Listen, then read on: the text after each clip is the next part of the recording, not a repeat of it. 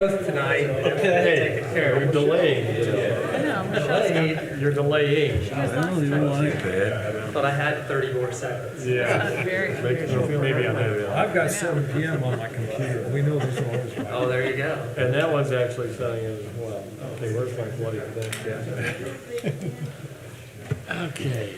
Why are all these people here? Good evening, everyone. Welcome to the Warsaw Plan Commission meeting of March 14th. I see we've got an audience this time. I say that in so much jest because there's not always people here.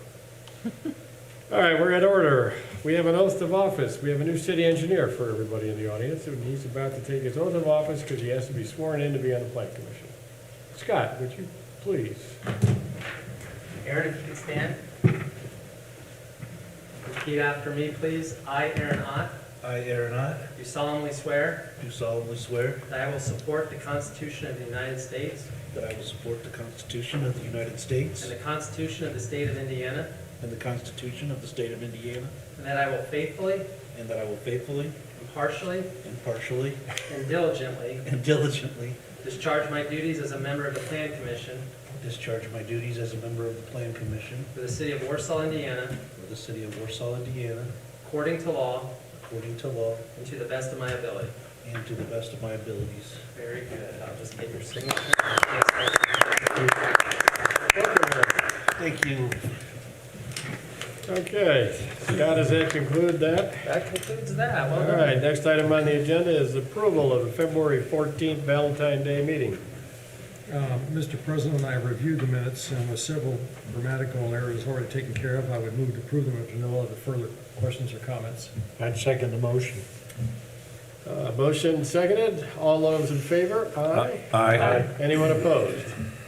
See, I added that after you chewed me out the last time. Unfinished business.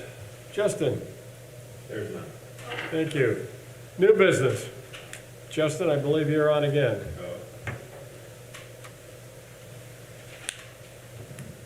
Is it working? No. Oh, it is working. You gotta kind of talk right into it. Everybody online probably just shrieked away from their speakers. So we're on to new business? Yes. Okay.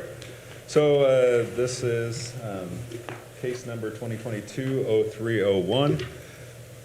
Petitioner for the Park Ridge South subdivision is requesting to subdivide a 40.32 acre tract of land into 98 lots with an average lot size of 9,800 square feet.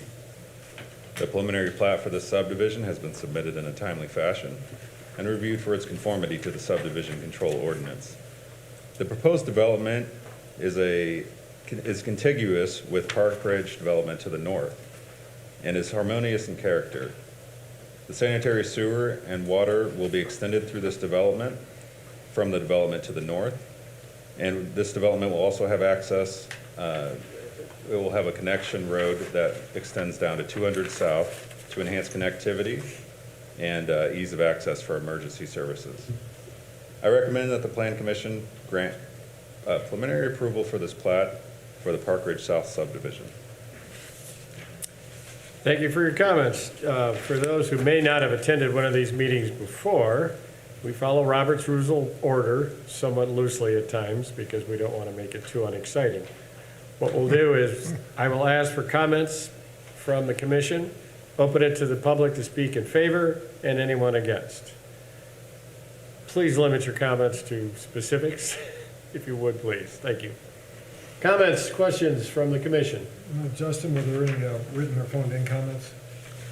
No, we had a few people stop by the office to ask questions about the development, but nobody left a written statement. So just, we know that the mailers went out, and we know that they received them, so we didn't receive them. Mailings went out, received, but no came back. Okay, thank you. Thank you. Thank you. Any other questions or comments? Okay, with that, we will open it up to the public. Anyone who would like to speak in favor of this petition?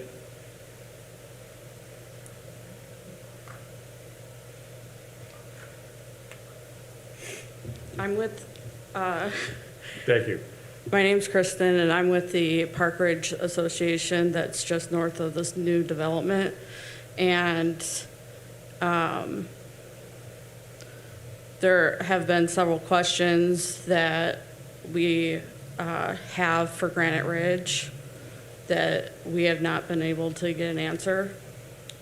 I'm just checking, are you speaking in favor of this plot that we're trying to approve tonight?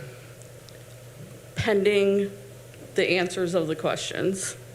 So you're actually asking for answers to your questions, okay. Thank you. Proceed, what are your questions? So one of them is, can we insist that the construction be limited to the 200 road access and not going through Park Ridge? Is that on Hemlock, I assume is the only other road you could use? Justin, is that something we can do? I don't know if we can dictate that, can we? We can certainly request They can it. make that request to the developer and let them give a response. That's actually not under the preview of the planning commission. Okay. And your next question? Do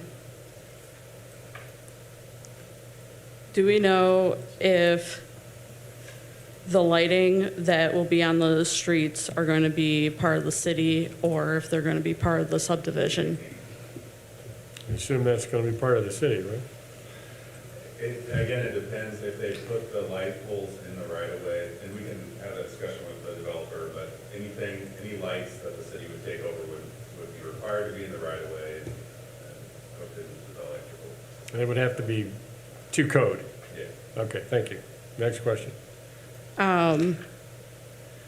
Currently, the closest park is in Park Ridge, otherwise it's Kelly, and we're wondering if we can have one of the plats reserved for a park. Is that designated in the request as far as the petition goes that we're looking at? The developer hasn't designated a parcel for park, but they can respond to I that. assume the developers are here so they can address that. Yeah. Okay, we'll do that later. Next, please. There is a safety concern with the railroad being up against the, 15 plats that are Yeah, against it the does railroad. get kind of close to the railroad, I see that, yes. What's the question? Are they going to put a safety fence for those houses? I don't think that's required under the code, is it, the statutes? Okay, we can make a request, but it doesn't have to be honored, correct? And this is from the HOA, so they can respond to that. Those They can what? So these requests are coming from the existing HOA, so it would be best to just let the developer respond to those. But as a city, we don't have a code that says they would. Yeah, that's not part of the preview of the commission either. Okay. Any other questions? Will the retention pond be under Warsaw, or will it be under the park, or will it be under the subdivision? I assume that would be under the city, wouldn't it? So the HOA is kind of one of those areas that we'll be working with Aaron on. The HOA doesn't control those green spaces when there is an HOA. The city is getting more involved with some of these water sources before it becomes our problem. We do look at how those are functioning. So it's there's some overlap there between the HOA and the city. But primarily the maintenance would fall on the HOA. So it's not specifically specified to have it covered, but there is an opportunity for the city to get involved. There are instances where we do get involved with retention areas. Okay, thank you. Next question? Is there plans for the water supply and sewage to be improved? Because there's concern from the residents that if it comes off of our current subdivision, that our water pressures are going to drop. Water pressure?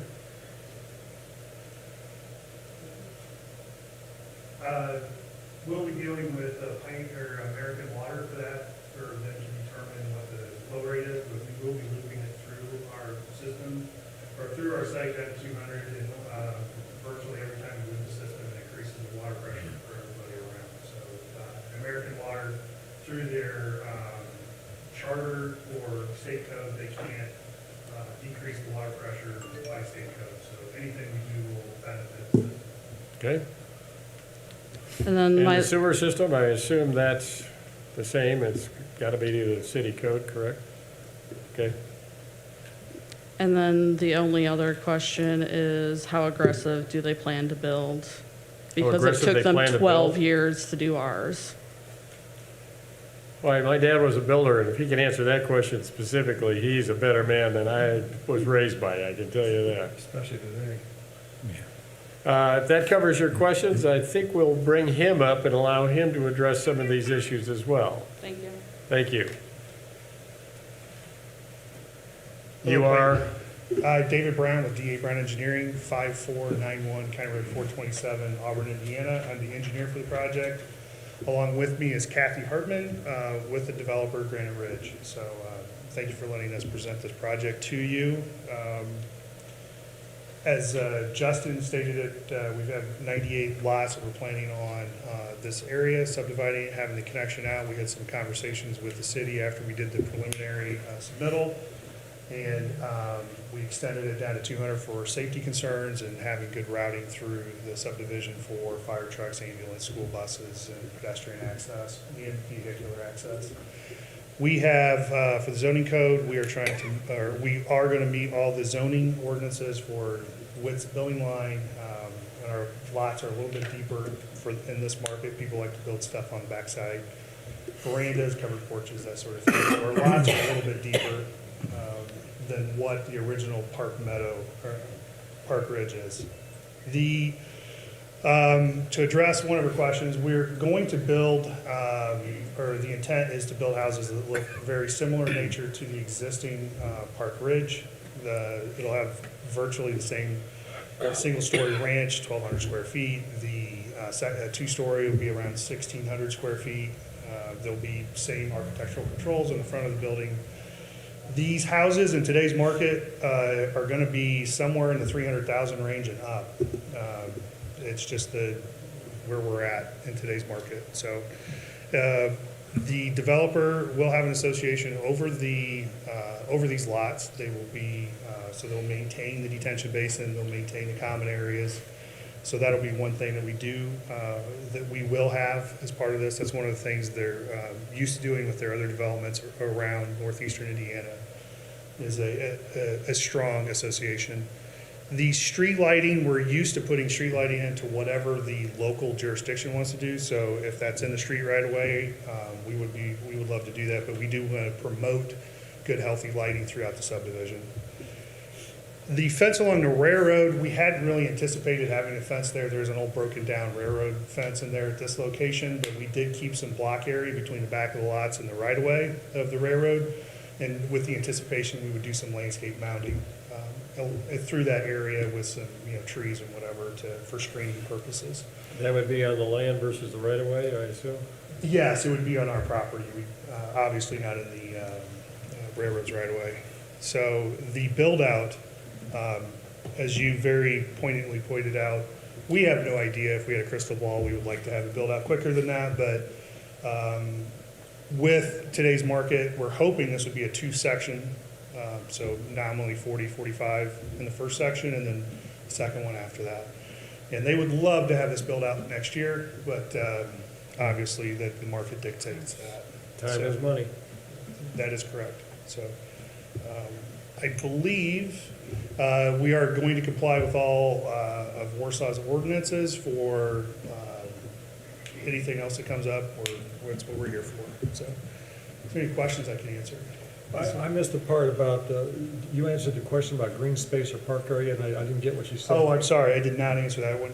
I said that the association would maintain the common areas, the block areas. We do not have, at this point, a designated area for a park. We can discuss that with the developer, but one of the things we found is putting in a park area is not, it's not something that's done very much anymore, purely from a liability standpoint with the association, and then putting up playground equipment. Mostly what people are doing now in the subdivisions, that's why they're making deeper lots, is they're trying to put that in their own house. So they're putting all that amenities for themselves on their own lot. That's what we've seen in other jurisdictions. So, This water retention area, I mean, it looks, is it expected to have water, what percentage of the year in it? That's based on soils at this point in time. We would love to have water in it all year round. Just have a nice wet detention basin, but over here we're running into a bunch of sandy soils.